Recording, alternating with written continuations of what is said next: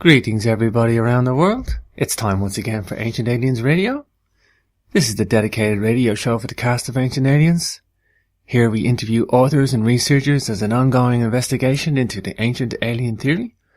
Don't forget to like us on Facebook or subscribe to the YouTube channel Ancient Aliens Radio. I'm delighted to be talking to a new guest today, Mr. David Hatcher Childress, known as the real-life Indiana Jones to many of his fans, and a captivating speaker in his own right, author and co-author of over 20 books. And he's travelled the world several times over, seeking adventure and the answers to the mysteries of mankind's pasts. You can read about David on his website, davidhatcherchildress.com.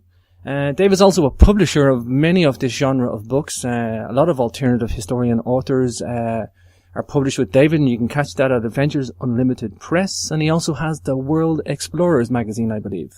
Today we're going to talk about his latest book, Vimana, Flying Machine of the Ancients, and a little bit about the book before I bring David on. According to early Sanskrit texts, the ancients had several types of airships called Vimanas. Like the aircraft of today, Vimanas used to fly through the air from city to city to conduct aerial surveys of uncharted lands and as delivery vehicles for awesome weapons. David Hatcher Childress, popular Lost Cities author and star of the History Channel's long-running show Ancient Aliens, takes us on an astounding investigation into the tales of ancient flying machines. And if that wasn't big enough intro, let's bring on our day's guest. Hi David, welcome. Hey James, good to be on your show. David, nice to have you here, and wow, what an enigmatic author you are, David. I guess to call you a mystery seeker would be an understatement, David. You've tapped into so many of the mysteries and went in pursuit of them. A lot of authors they don't have the time that you have spent in the field, David. You really have traveled the world several times over. Tell us a little bit about that part of your life, David. I guess that's a core component of what you do. You like to get out there and research this stuff in the field yourself.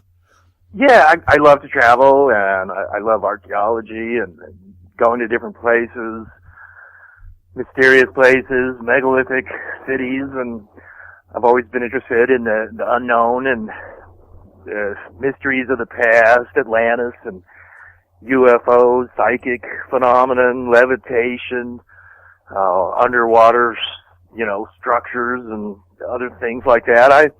I was born in France actually, but my parents are Americans, and I lived in France till I was like 3, and then my family moved back to the United States, and I grew up in the mountains of Colorado really, and my father was a real outdoorsy guy, loved to go camping, and we went skiing and stuff and hiking, and my parents liked to travel too, which was good. So when I was younger, went to England and Stonehenge, went down to Mexico and climbed the pyramids there, and in the United States, there was a cartoon show that was very popular in the 60s called Johnny Quest, where Johnny and his pals ran around the world and searched for mysteries, and I got a good dose of those as a kid. But I really wanted to go mountain climbing. I was a technical climber when I was younger, and so I had a dual interest of wanting to go to Tibet and the Himalayas, and because I was interested and fascinated by Tibet and the mysteries and things there, but also I actually wanted to climb in the Himalayas, and I did that. Although I gave up technical climbing after a while and just began traveling all over the world. I felt I was fortunate I traveled through India and Afghanistan, even, and Iran back in the mid 70s. Wow. Then I went to Africa, and I ended up getting a job in Sudan, as a matter of fact. And for years I was just sort of a $5 a day traveler with backpack and staying in youth hostels, and I would get jobs where I could. Ultimately, in the end, I returned to the United States after being gone for over 5 years in Asia and Africa, and I began going to South America and Central America, and ultimately I wrote my early series of books called the Lost Cities series. Yeah. Wow. And those books are regional. There's one, and they were published in the 80s and the 90s, Lost Cities and Ancient Mysteries of South America. There's one about Lost Cities and Ancient Mysteries of Africa and Arabia, one on Asia, one on Pacific Islands, and ultimately my last book in the Lost Cities series was about Lost Cities and Ancient Mysteries of the American Southwest and parts of Mexico, which is where I live today. I live in Arizona. Beautiful part of the world, David. Beautiful part of the world.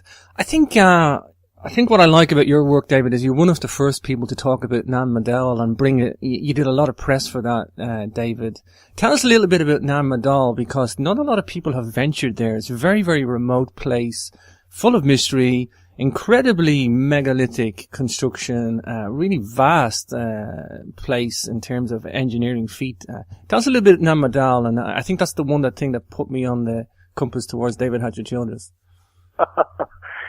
Nan Madol is the eighth wonder of the world. And most people haven't heard of it, and it is it's a remote island, and it's difficult to get to. It's on the island of Pohnpei, which is today the capital of the Federated States of Micronesia. To get there, you have to fly from Hawaii or Guam, and then you get to this relatively small, although for Micronesia it's a pretty big island. It's a mountainous island, and on the what is the southeast side of the island, and in fact it's actually built into the ocean, is the city of Nan Madol, which is a city that consists of approximately 100 artificial islands that are built up with huge basalt logs, crystalline basalt, similar to what you have there at the Giant's Causeway in Northern Ireland. Yeah, the Giant's Causeway in Northern Ireland, we have the exact same basalt columns, a very mysterious looking rock formation. But yeah, please continue.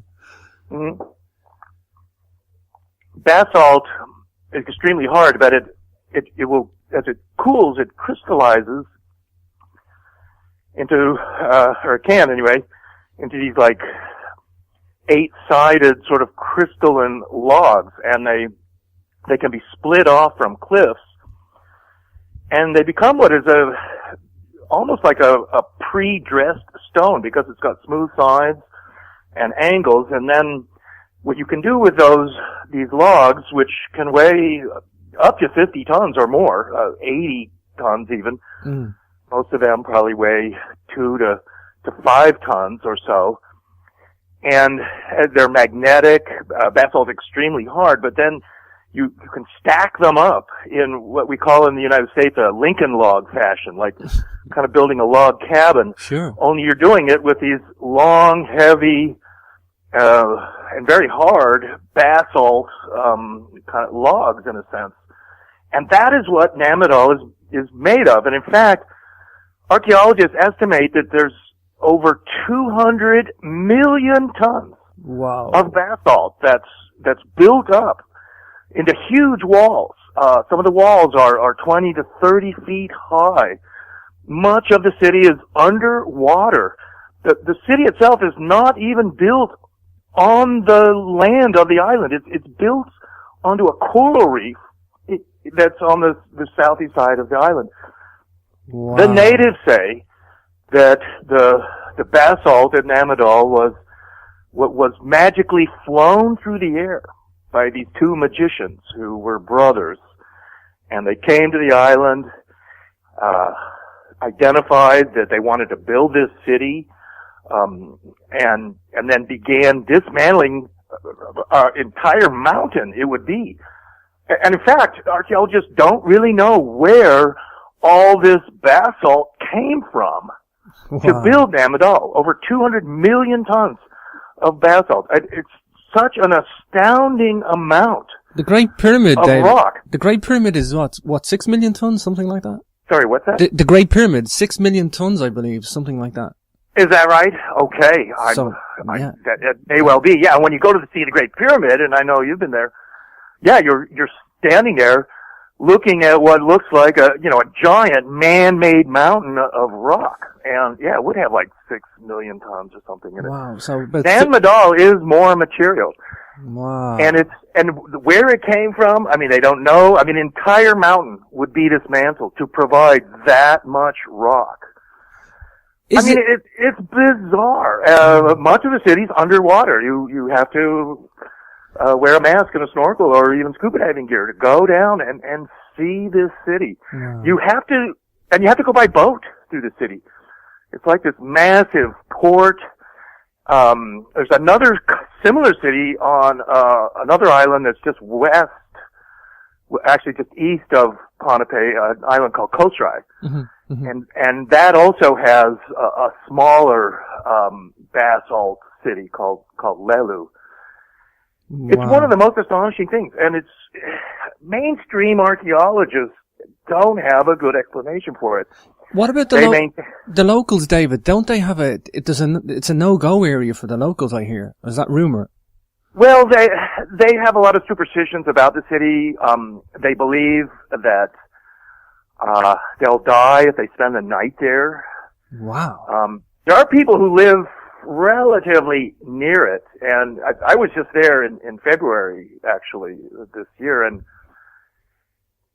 there is a family there, and they charge a fee to then go on into this area where the city is. And again, you have to, the parts of it you can walk through or wade through these canals. Other parts you have to be in a boat. Yeah, so the natives themselves don't like going there. As a kids, they'll probably go as a field trip with a school or something. But they have all kinds of superstitions. They believe that there are these lights that move through the city at night. And one of the strange things about this Madol is that it's a magnetic city. Basalt is magnetic. And if you take a compass and you run it along some of the walls there, your compass will just start spinning. Wow. Wildly. I wonder. And again, the natives have this whole belief that the stones were levitated and flown through the air, and they're so heavy and there's so much of it, you have to really, I think, believe it, that these stones had to be levitated, some kind of anti-gravity of magnetic levitation, I don't know. And then they're just moving these things through the air, making them weightless, and then stacking them up in these huge walls. I can tell you right now, even on that island today, where they have cranes and heavy equipment and stuff, and there's a port on the other side of the island, but it couldn't make that city. And then, of course, archaeologists are saying that these relatively, primitive islanders with like a little catamaran or something like that had somehow quarried, split off all these basalt logs, and then somehow moved them from like the other side of the island or something on boats, they say, brought them to the southeast part of the island, and then stacked them up into walls 30 feet high. And they had to actually create artificial islands first. It's like the amount of work and construction is mind-blowing. When you're there, you're completely baffled. Wow. And that's why I think people like Eric von Däniken, he went there in the early 70s and talked about it in his fourth book, Stones of Kiribati. And of course he's saying that, aliens, had to come and make this city. And when you see it, you're baffled as to how anyone could have made it without some kind of literally magical powers. Sure.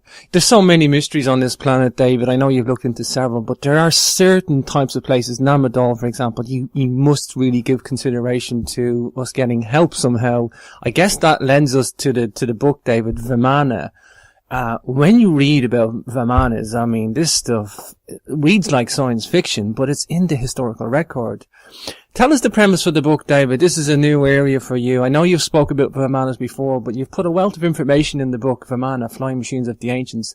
Let's give us a little bit of background for the book, David. Well, sure.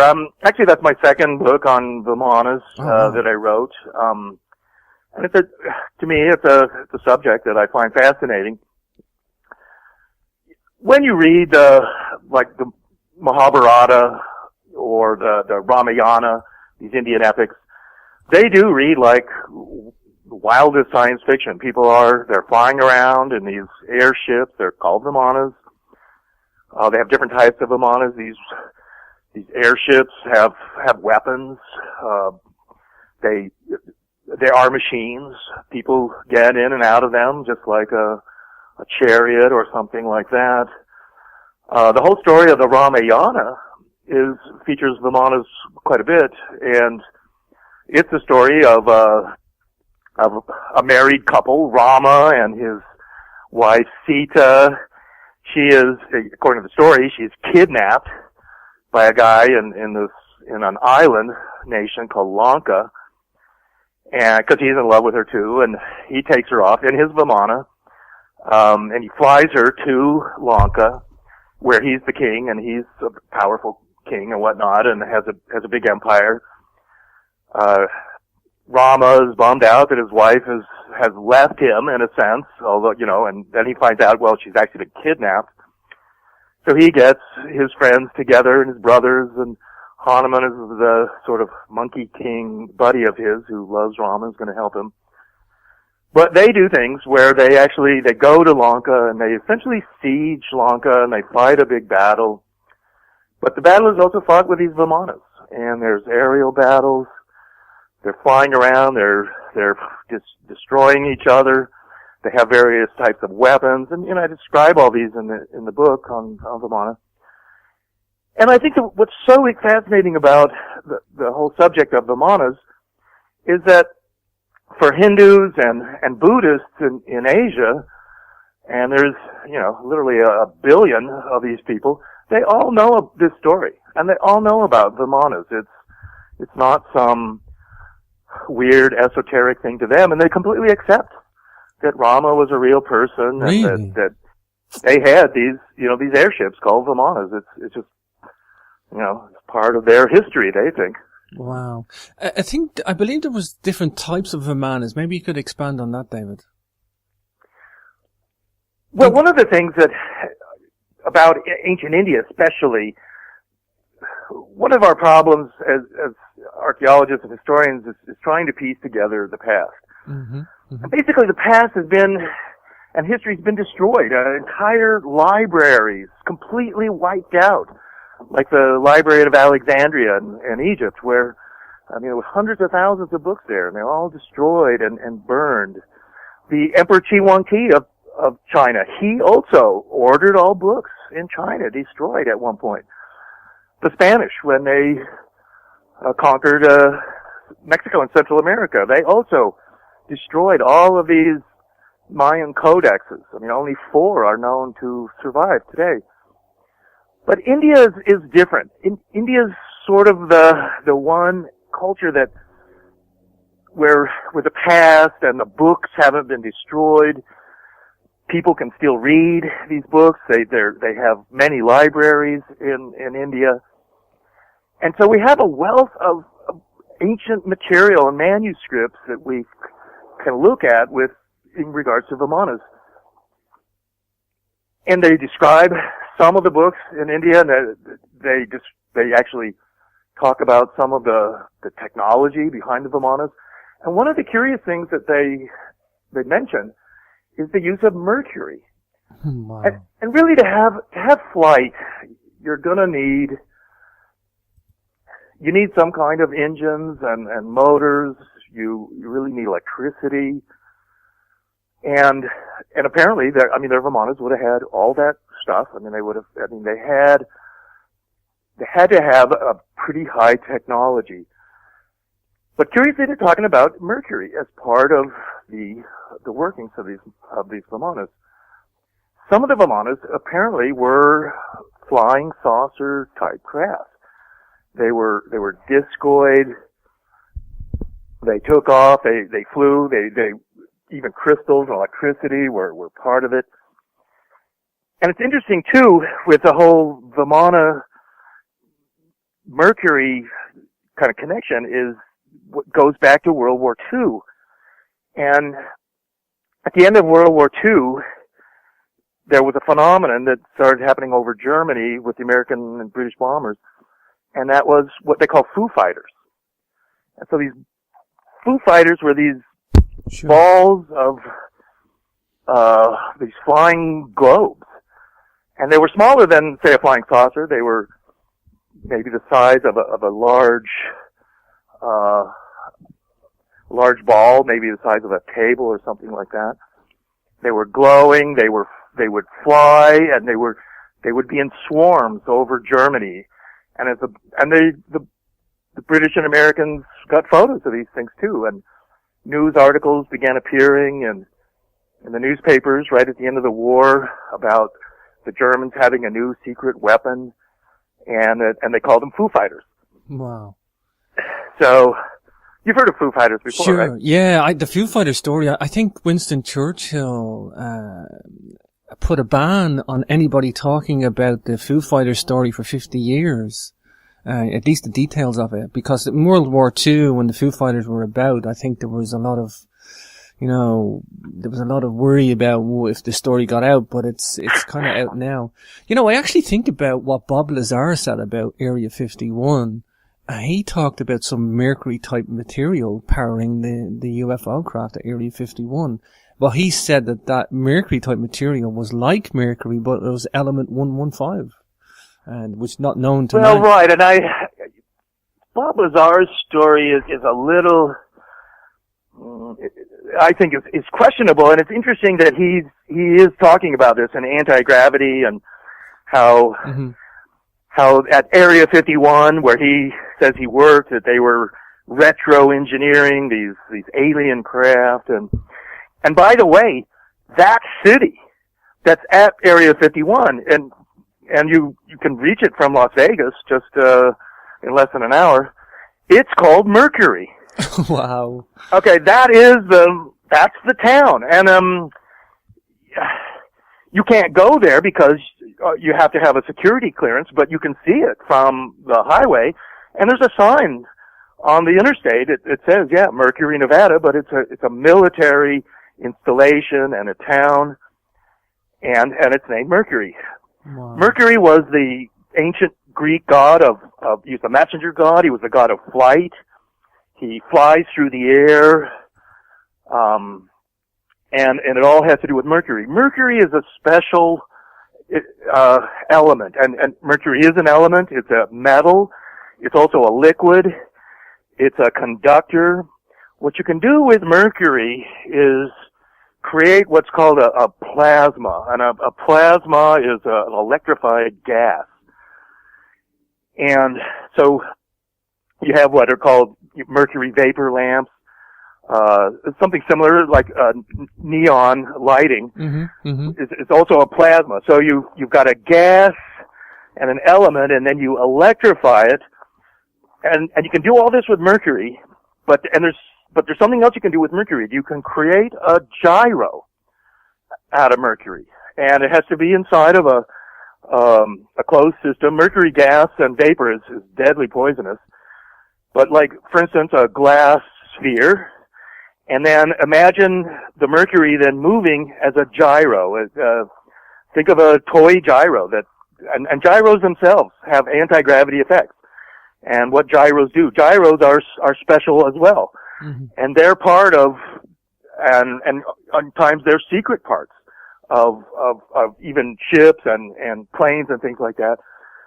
But a mercury gyro apparently gives an anti-gravity type of lift, and it's electric. Mercury is an important part, and so the mercury is swirling around inside the gyro, and then when you electrify it, it becomes what is like a Foo Fighter. And the Foo Fighters themselves were apparently, but the military still keeps them a secret. They were these like glass balls. They had mercury inside them. They became these gyros. They have to have electrical devices and even pulsing ignition switches and things like that. and then these things fly. What Foo Fighters were apparently used for, and they were made by the Germans at the end of World War II, rather than by, say, extraterrestrials, in my mind. Although many UFO investigators still seem to think that Foo Fighters weren't German and they weren't British or American either, that they were somehow little alien ships that were there, watching the end of the war or something.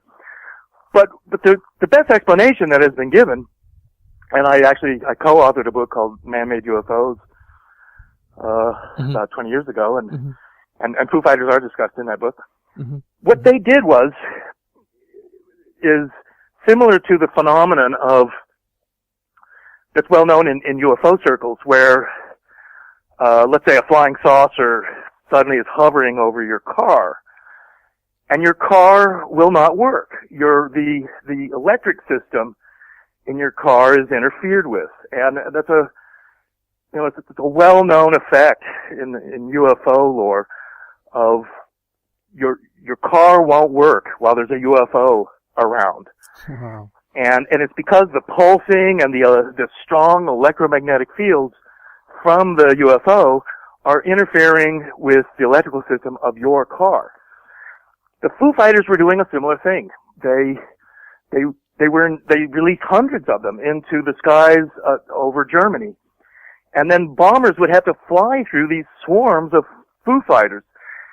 And what would happen is the engines in the bombers would start missing, and some of the engines would actually cut out and stop working. And what the bombers would do then was drop their bombs on a farmer's field in Germany instead of on Dresden or Berlin, and return to their bases in Britain. Wow. So what the Foo Fighters were doing was trying to basically stop the bombers, from completing their missions. Fascinating. And they had some success at it, but in the end, it failed. Fascinating time period in history too. I believe the Nazis, the Germans, were looking into ancient Indian texts as well, David, on these Vimanas. I think these guys were researching this stuff as if it was true. They were researching it for any type of scientific concepts they could gain from it. Well, that's right. And just like in the Indiana Jones movie, Raiders of the Lost Ark, where they talk about the Nazis being, totally immersed in the occult. They believed in Atlantis. They believed in Vimanas and ancient civilizations. They believed in weird ancient technology. In many ways, they were ahead of their time. And sure. Even today, both Germany and Japan, as nations, they're very much steeped in esoteric things. As a nation, they tend to believe, Japanese are like this too, they tend to believe in extraterrestrials and aliens and super civilizations of the ancient past. And that's what I believe in as well. Sure. I know you've looked into the hollow earth theory as well, David. Do you think perhaps the Germans had Vimanas engineered, or they escaped to Antarctica or secret bases? Well, right. And I think that in some ways the hollow earth theory and the books that were written in the 60s by Bernard, and I've republished one of those books with some commentary and stuff. A lot of it has to do with Antarctica and the Germans going there, and then of course the idea that there's, in the hollow earth theories, that there's holes at the poles and you can go inside the earth. And what happened was, at the end of World War II, there were many of the Nazi hierarchy, they vanished, and even Hitler himself was thought to have escaped. And the way that they were able to escape was by using some of the U-boats that they had. Supposedly the Germans had over 100 what they call the black U-boats, U-boats that weren't registered and were officially logged, shall we say, with the Third Reich. So they had all these secret submarines. They had other airplanes. Even the Germans at the end of World War II had all these captured British and American planes. They had a whole airfield outside Berlin of British and American planes, so they could actually literally fly out of Germany to Switzerland or Spain or something in a British plane or an American one. Wow. But then they would still have to get to ultimately South America, and Indonesia is where a lot of these people went. But the Germans at some point built some secret base in Antarctica. They had one in the Canary Islands too. It was apparently one in Greenland. And they were these super submarine type bases. The Germans had started building the one in Antarctica even before World War II, apparently. Wow. So at the end of the war, they were able to go to some of these hidden areas, and Antarctica became, in a sense, apparently, became really the last bastion of the Third Reich. They had aircraft and submarines there. Some authors think that they had actually flying saucers at that point, that they had begun making them towards the end of the war. And so then you have the weird statements by Admiral Byrd. See, in 1947, the U.S. Navy sent Admiral Byrd an entire flotilla, including 2 aircraft carriers and destroyers, and they had helicopters and fighter jets. And they went to Antarctica. They went to the area of Antarctica that's opposite South Africa, which is known as Queen Maud Land. And it was that area that the Germans supposedly had this secret base. And that's where in 1947, this Navy flotilla that was commanded by Admiral Byrd went. But what happened was they were going to supposedly go there and be there for a year, but they came back after a month. And apparently they literally had some kind of battle in Antarctica, and the American Navy was defeated. And then Byrd started making all of these strange comments about flying saucers. He said that, yeah, they had this new craft that could fly from pole to pole, is what Byrd said. Wow. And Byrd started making all these oddball statements, and he then, on the way back to the United States, they stopped in Chile, where Byrd also made oddball statements to the press. Those statements got into newspapers in Chile and Argentina. But when Byrd finally returned to the United States, and he was an admiral and in charge of this entire expedition, he was basically relieved of command, and he was put into a mental hospital. Really? And he basically spent the final years of his life in a mental hospital. Wow. Where everyone said, yeah, he's crazy, because he babbled on about flying saucers, about Germans, weird stuff in Antarctica. And a lot of people started claiming that he had gone into the hollow earth, actually, and that's what had made him crazy, and that's why, and that they were really trying to suppress him, and just shut him up, really, because he wouldn't stop talking about all this stuff. Admiral Byrd. But so the reality may be that the hollow earth story is more of a cover-up for these Antarctic bases that the Germans had during and after World War II. What an incredible story Admiral Byrd is. The more research into it, the more you look at it, and the more you look at the things he said and the snippets of circumstantial evidence, it makes sense, especially for the time period and the Nazis maybe having Vimanas. David, I'm looking at your book here, Vimana, Flying Machines of the Ancients. There's these wonderful conceptual drawings of Vimanas. Let's tell us a little bit about these, because I believe these have been reconstructed from the text. Well, right. Some of those pictures in there were drawn in 1923 by these Indian scholars and Sanskrit scholars who were going over this other text, which was called Vimanika Shastra. And this was a text that was supposedly found in the Royal Baroda Library in central India, and was a manual for Vimanas. I mean, that's one of the things as you read about Vimanas in the many Indian texts that talk about them, Mahabharata, the Ramayana, and many others. But, they'll talk about Vimanas and sometimes give some technical details, but you don't really get a good idea of exactly how these things work. It's very similar to, reading a novel or something where the hero suddenly gets on an airplane and flies someplace and goes someplace. The author doesn't suddenly stop and tell you exactly what an airplane is and how it works and, what fuel it uses. The author of a book knows that you know what an airplane is.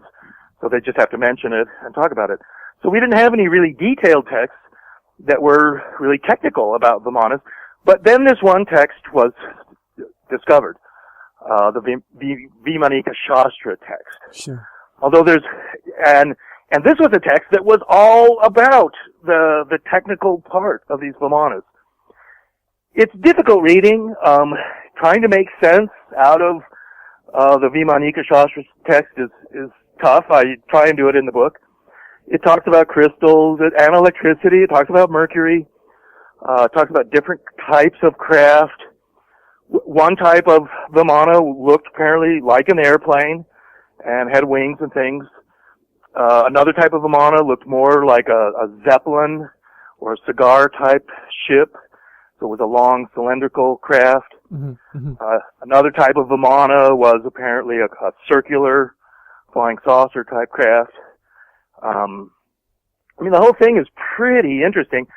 What I surmise in the Vimana book is that what they had was flight that was very similar to ours today, winged craft.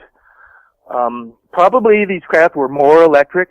They were more like what we would call Tesla technology. And that's one of the things too today with NASA and even like say Bob Lazar, who you mentioned earlier. Sure.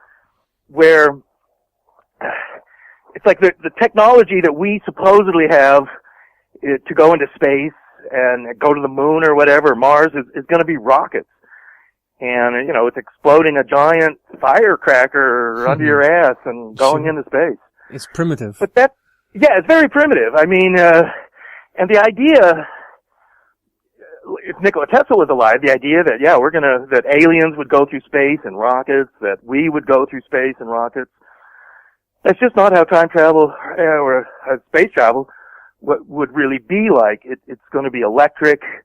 It's going to be anti-gravity. It's going to be creating special fields around the craft. Your own craft would have like a special force field that you create, like your own Van Allen belt in a sense as you fly through space. So in some ways, it would seem, and that's like with Foo Fighters being still a military secret after all these years. Why would that be?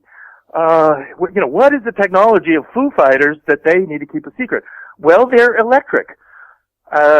They don't burn, gallons of fuel. They don't have some chemical explosion that's part of, their thrust. Their thrust, what the controls of a flying saucer are like would look like a recording studio or something with all of these amplifiers and boards and mixing boards and mixing your field. Back to Bob Lazar. One of the problems I would have with Bob Lazar, aside from the fact that he knows all these secrets and is able to tell them without anybody even batting an eye, the military doesn't seem to care that he's out there talking about all the secret stuff he did. But one of his whole point of element 115, of this other element, and that, to me that was a fascinating part of his argument. But there's a problem with that in what he's saying. And what Bob Lazar is basically saying is that element 115 can't come from our solar system. It has to come, he said, from a double star system. And it had, like Zeta Reticuli or something. So the interesting part that Bob Lazar was making was that anti-gravity exists to power flying saucers, but we can never make it on Earth. No. It has to come from another solar system. So what Bob Lazar was essentially saying was, we can never make a flying saucer. No. Aliens can, because they've got element 115 from a double star system, but we can never make them ourselves. And that is what's completely wrong. Yeah. And if Bob Lazar is a misinformation or a disinformation person, which I think he is, yeah, his message is, yeah, anti-gravity exists, flying saucers exist, but only aliens will ever be able to make it. Strange story. And that's his story. Sure, I agree. Strange story about Bob Lazar. It's interesting that some of it rings true and then maybe some of it doesn't. I think there's probably some truth in there, a core body of truth, but a lot of misinformation too. Well, I think that they are making flying saucers, and they do have anti-gravity. And Bob Lazar says that he sat there in his lab and they would throw cans or something at this ball, and they would bounce off and go up to the ceiling like it was this anti-gravity element, right? Mm-hmm, mm-hmm. By seeing it that way, if you can get what I'm saying. Sure. So in other words, the Germans had anti-gravity during World War II. They made Foo Fighters. They even began making flying saucers. The Russians and the Americans and the British would have gotten all this technology. The Germans had it. Now they have it too. It's been 60 years that they've had to work on all this. Mm-hmm. Yeah. They keep it top secret. Many of the top politicians in America and power brokers, they work for oil companies. Mm-hmm. Dick Cheney is famous that way. He's an oil company guy. And oil companies basically run the world. And the entire world's economy today has to do with oil. The production of oil, the use of oil, burning gas in our gas tanks. Right now, the Russian economy is completely tanking. And it's all because the price of oil has gone down. Oh, for sure. Their economy too is completely based on oil. Yeah. So that's kind of a problem.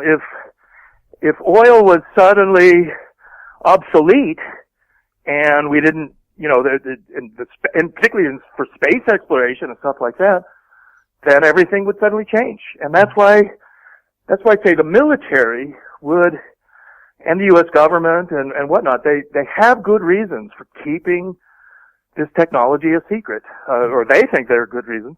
For sure. I'm convinced that, as Bob Lazar says, they've got this stuff, but it doesn't have to come from another solar system.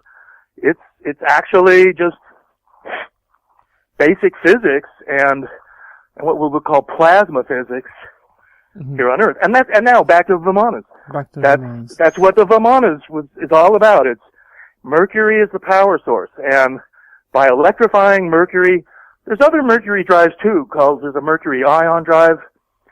But there's something special about Mercury, and the Vimanas, talk about that. And as I said, when Bob Lazar went to work at Area 51, he would, clock in Mercury, Nevada. David, he worked at. I got to mention megaliths now because I want to actually get into a little just before the end of the show. I want to get into the Peru and Bolivia technology book that you wrote. But however, India, famous for the Vimanas, there's a lot of dolmens in India which a lot of people aren't aware of. And if you ask me on a good day, I'll try and rationalize my best, and I'll say, yeah, we built the megaliths. Yes, there may have been giants or there may have been some strong people. But then you get me on another day and I'll say, no, some of these dolmens are too big. They had to be anti-gravity lifted. So in kind of coming back to India, there's a lot of megaliths in India that people just ignore or don't know about. Maybe tie in with the megaliths in India and then we could maybe expand from there, David. Well, sure. And India is such a fantastic country. India is really like Europe. It's not one country. It's a collection of different countries. And all over India are fantastic megaliths. The country is just so populated, and most megalithic sites are still used, and they're temples and things like that. Throughout, when you go to, say, Egypt, and I know that you were in Egypt, I guess a year ago or so, and I mean, it's just amazing. You're walking through all of these giant megalithic buildings. They're so well made. Granite statues that are highly polished. Mm-hmm. Mm-hmm. Christopher Dunn, my friend, who's an engineer. I mean, he maintains, as I do, and Stephen Mailer, that the Egyptians and many of these ancient civilizations had to have what we would call power tools, even diamond saws, in order, and I mean, not just power tools to cut these things, but they had to have some kind of technology, like we were talking about in Madol, where they're able to easily move these 100-ton, even 1,000-ton, blocks of stone, like you have at Baalbek. Other parts of Egypt will have this too. The obelisks are also another mystery right there, where they're weighing 100 tons to 200 tons. Two I've just marks come back as well. from Ethiopia, actually, where there's a 400-ton obelisk there that's fallen down. It's gigantically huge. And the whole thing, when you see megaliths, and whether it's Stonehenge or the Avery or the Devil's Arrows in Yorkshire, and those are pretty impressive too. But I mean, many of the other megaliths in other parts of the world are much bigger.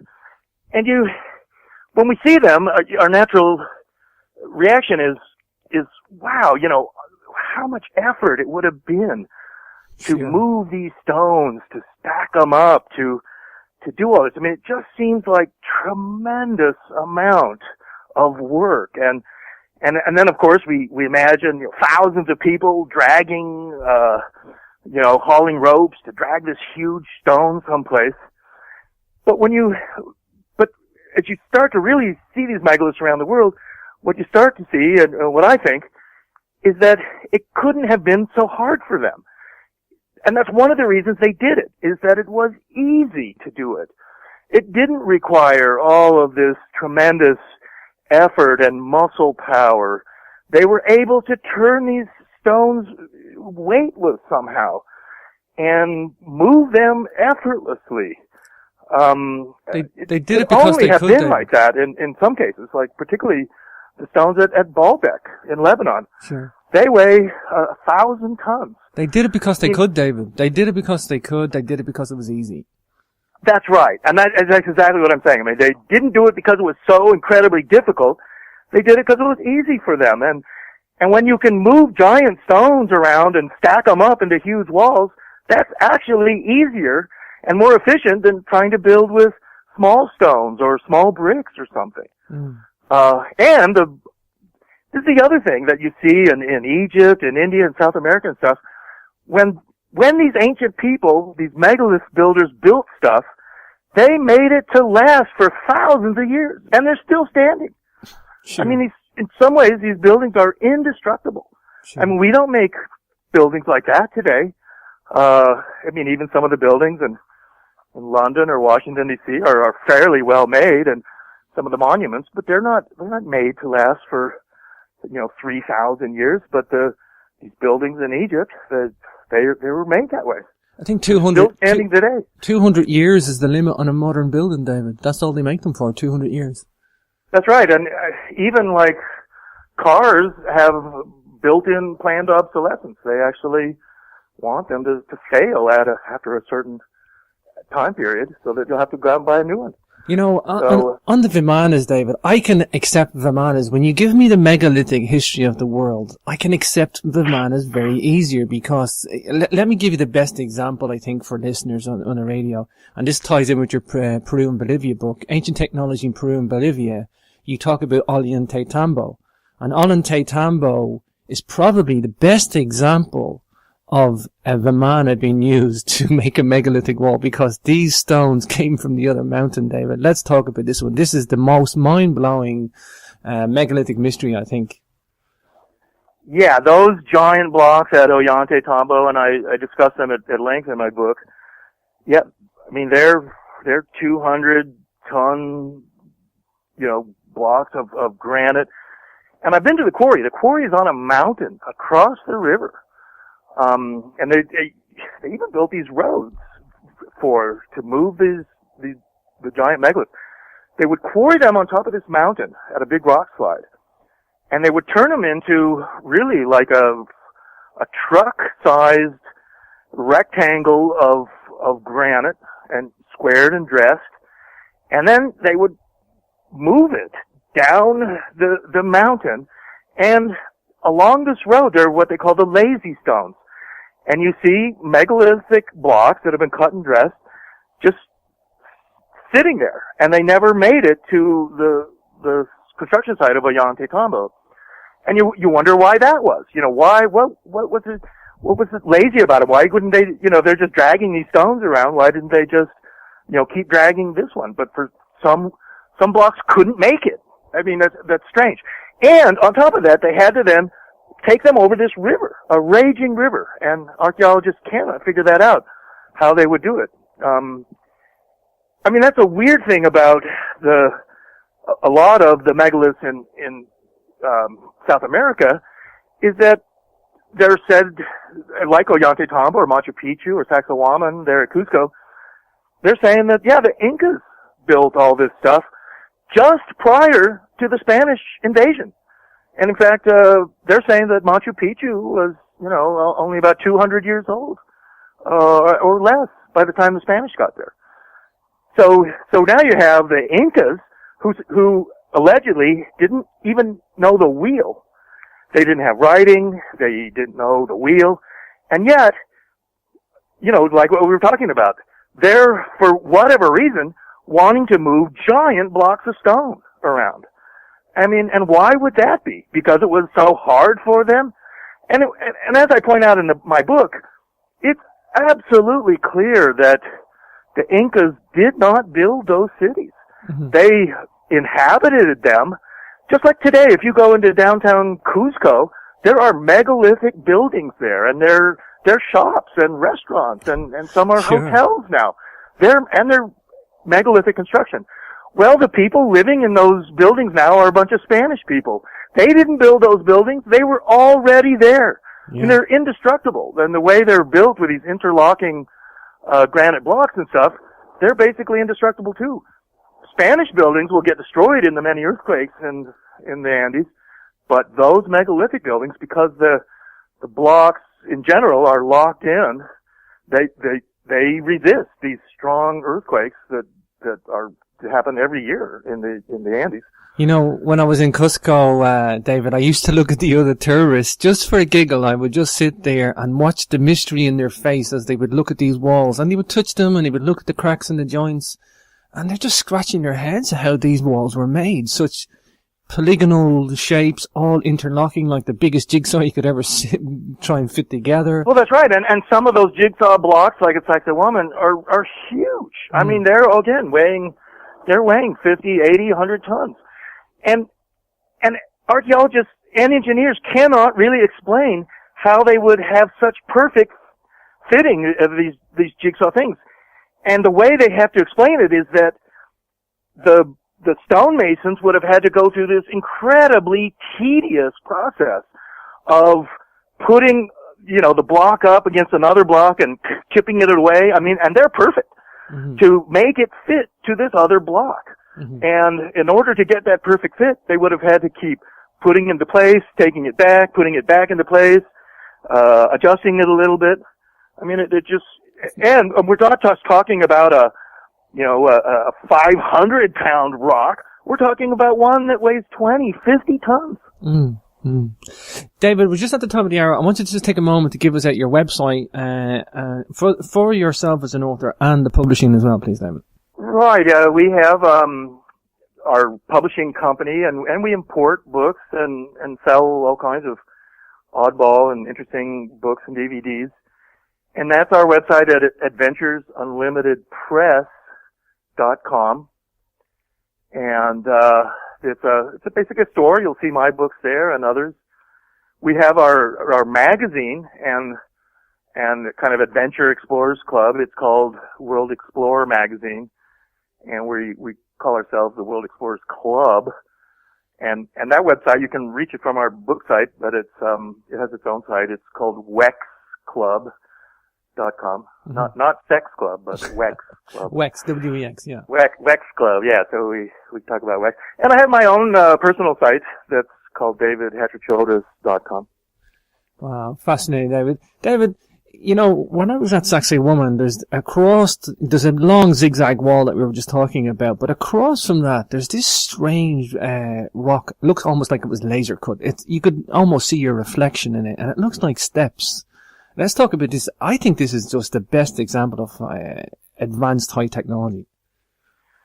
I think you're talking about, that area, well, with that slide where it's all smooth and you kind of slide down the rocks, and it's all glassy.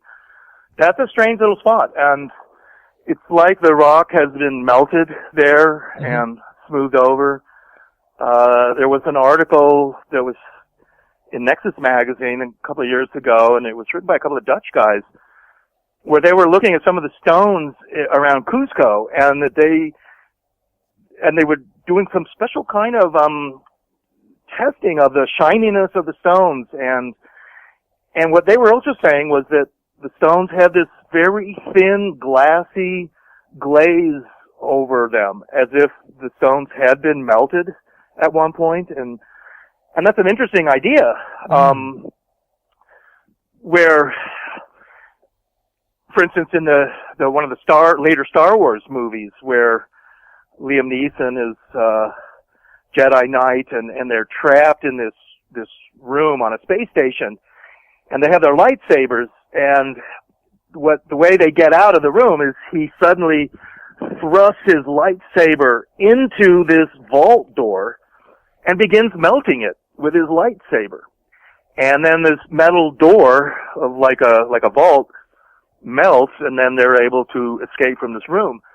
And you wonder if something like that hasn't been used in some of these sites where you have, again, a kind of a plasma gun, and that's what the lightsabers are too. They're basically a Tesla sort of plasma weapon that's been bent back on itself, back into the handle, so that it's like a light sword. Mm-hmm.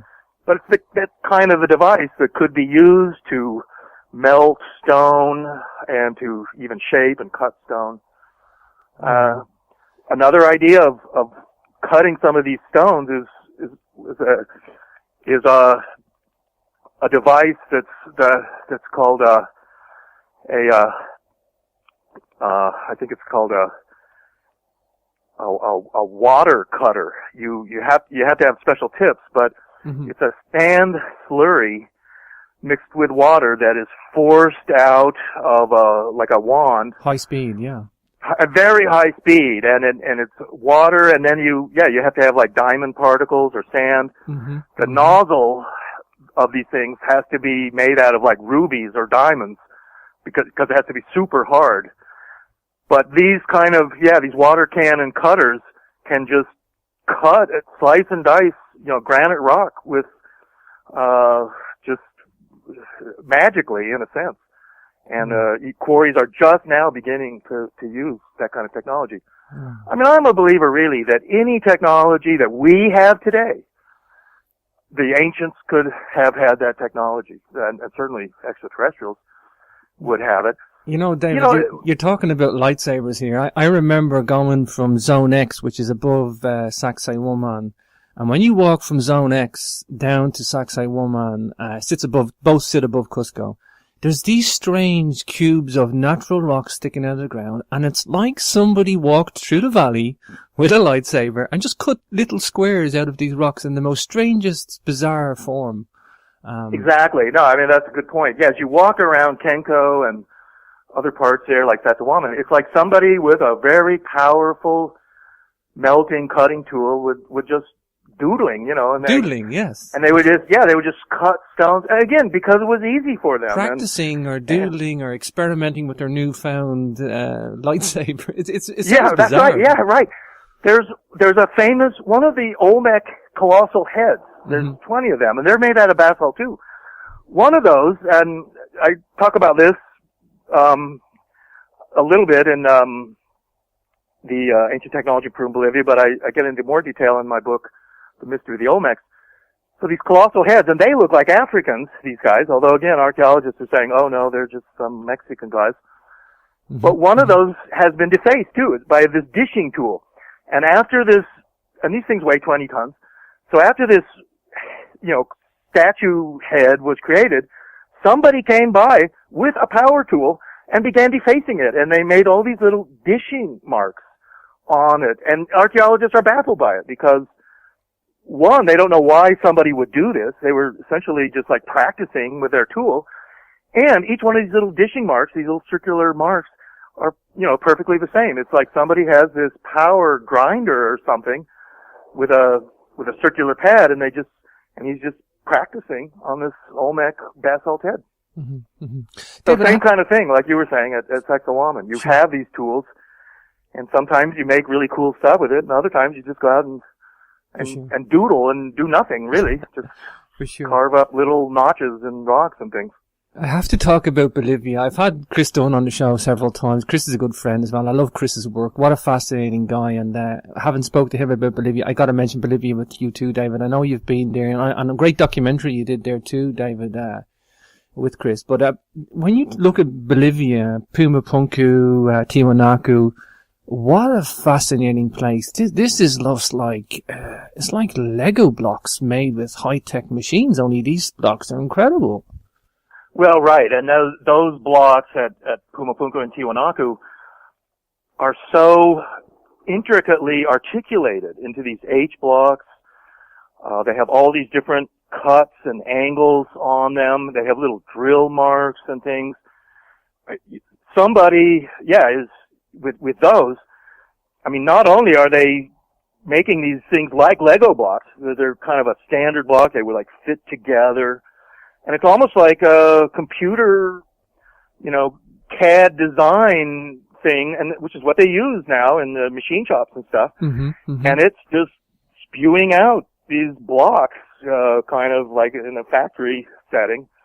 And then they fit them together, and assemble them into giant walls and things. Mm-hmm. I mean, Tiwanaku and Pumapunku are just incredible places.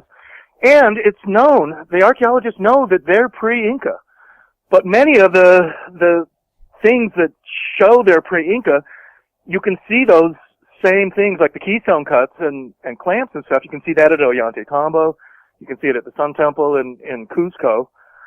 And so, really, I mean, and what I maintain in my book, Ancient Technology in Peru and Bolivia, is that the same people who built Tiwanaku and Pumapunku are the same people who built Ollantaytambo and Cusco and Sacsayhuaman and Machu Picchu, for that matter. Mm-hmm. Again, it's so incredibly high in altitude as well. I mean, when you're up there, you're gasping for breath. There's such a lack of oxygen. I don't know how meager humans could push this stuff around like we're told. Well, right, and you have also guys have elongated heads, of course, and you have that at Tiwanaku. What I also maintain, particularly with Tiwanaku, is that it was a mining center, and that what was going on there was washing of ores. They diverted a river there. They created a whole reservoir on top of a pyramid. It was a metallurgical center, and in fact, they had to have molten metals to pour into these clamps. Oh yeah. Whoever built it was it's a completely pre-designed place. Again, our archaeologists just typically have such a myopic view of these things. They look at Tiwanaku and Chavin is another site in Peru that's similar, but they look at them as just cult centers. These are just where the priests came and they did their sun rituals, and maybe they took some hallucinogenic drugs or something, and the people would come and make little offerings. But in reality, it may have been some kind of ceremonial center, but whoever's making this thing they're tremendously practical people. I mean, with engineering skills that are, super excellent. And they had to have metals. And so where are the mines? Where are the forges? Where are the where's the metallurgical center that's creating the, liquid bronze and stuff like that? And you mentioned they never talk about that, but it's right there. That's what Tiwanaku must have been doing. You mentioned the Keystone. And they had all kinds of silver and gold, and they even had to have iron, all that stuff. You mentioned the Keystone cuts, these clamps that they poured. They actually had to then, when you think about it, David, they had to have like a mobile smelting works to maneuver around to where the blocks were. Well, that's right. I mean, not only did they have to quarry these blocks and dress them, and those blocks are incredibly articulated, as I was saying, very sharp. I mean, it's power tools that are making that. But on top of all that, they had to have charcoal. They would have to have furnaces. They would have to have the ores being brought there, probably maybe by boat. Mm-hmm. And then they're put into forges. They would have, like I said, they would have had to have tremendous temperatures, which you would maybe do with charcoal or something. So, it's a huge industrial center that would have had, even in my mind, Vimanas, even like heavy equipment, like which we have to use so much today, bulldozers, cranes, graders, and things like that, big, heavy digging equipment. And I talk about that too in my book, which was one of my most popular books, called Technology of the Gods. I actually discuss heavy machinery, bulldozers and graders and things like that, and there's evidence that we would have that too. The problem, which is the whole thing of a megalith building versus all the metals, the hard metals that are used in machines and heavy equipment, they're basically some kind of iron or steel, and those metals will oxidize. They won't last for a long time. Gold is indestructible. Mm-hmm. All the gold of ancient times still exists today. Mm-hmm. It's not going to rust away or dissipate or anything like that. But other metals will. They won't last for a long time. So if you park your ancient bulldozer, out in by the barn and leave it there, it's going to be gone in 50 years or 100 years or 200 years. I mean, it'll just be a pile of red dust.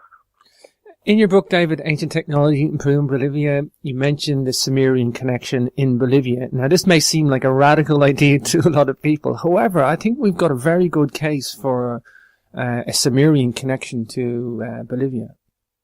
Oh, absolutely. And it's something, it's a ticking time bomb.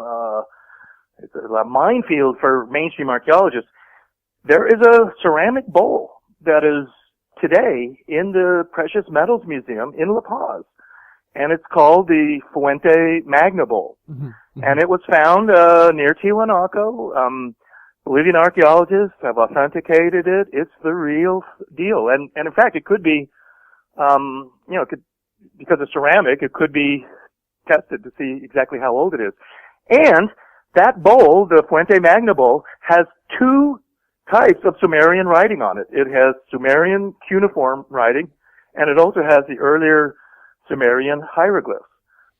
And it's Sumerian. There's no doubt about it. And it's in the Precious Metals Museum in La Paz.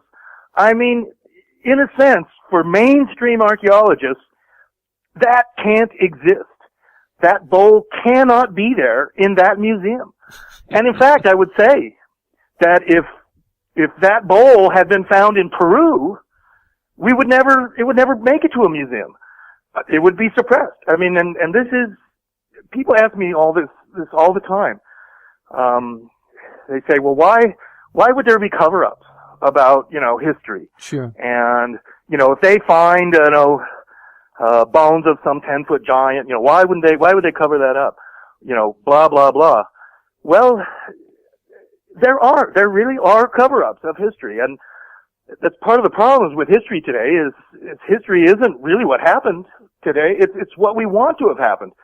We want history to be politically correct, and so anyway, that bowl with the Sumerian writing in that museum, it just can't be there.